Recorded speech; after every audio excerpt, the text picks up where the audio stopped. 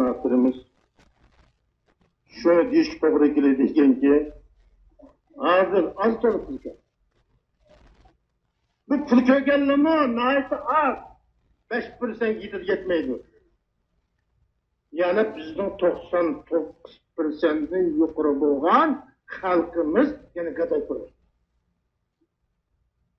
Namrat durmuş biz. Nurgun kimse. Endi muş 5%'ga yetmeydiğin kişiler kadar kılıp atımız. Bizde hazır yaxurluk keçili kürsürü iş bitmedi. Namus orası birlik tutar. Mesela öy yaşap, öy gözlüm. Ötkende böyleyle öy yaşamak istedim, bir kan kılıp öteydi. Namuzu. Namuzu billah cemaat. Bu küfür bu. Bu şirk. Onu demek ki onu kan kılıversem kan, şu kuruluş kılıç cereyanı da, kada kılı da, malamat asılık tozunu demek ki o deme. Şuna mı şuna emez mi? Bu Allah'a tosmaydıgan buldu, bu işte kıyı tosmaydıgan buldu. Ne oldu? Bu katı küfür. Şirk bu. Eğer senin ibadet kıyğın kese, ihtiyatı ibadet kıyğın kese, bunu kanı kılıçamaz. Şu koy gelgen pulunu, onun ne ki bakalım be. Bu da rizalık olsun. O kıştı kömürünü elevasın. Kıştı gemini kılıvasın. İhtiyacı hal kılıvasın. O balanı kaydırdığın, onun içine aslan kızak içi miydi? Nasıl? Kan mı diyor? Ya uzun.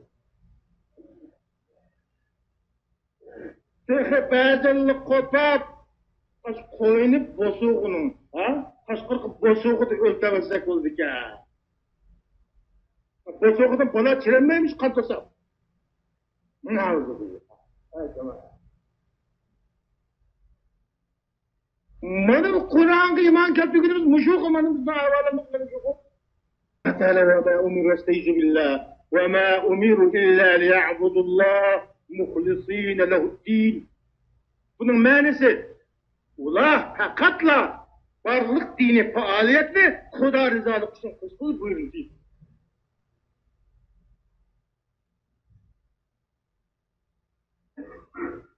Yani koyunun sağını var kadar yani yedi adamı kim bakal yemeyin onu. Yemdi ya. Yemeyin. Mahalledeki pasıl tamlıdaki adamlar ama muşkoşu onu yapıyan kılıç, razıkını eliş. Ha? Muşlu yedik o. Bunun niye faydası var bu işte? O biçerdeydi o. İmanlı, ha? Oh baksınız, amentu billahi ve melaiketihi ve kutubihi ve resulihi. Ve o iman getiremem. İman bugün nesin, ne mecama? Katlı işince bağlar.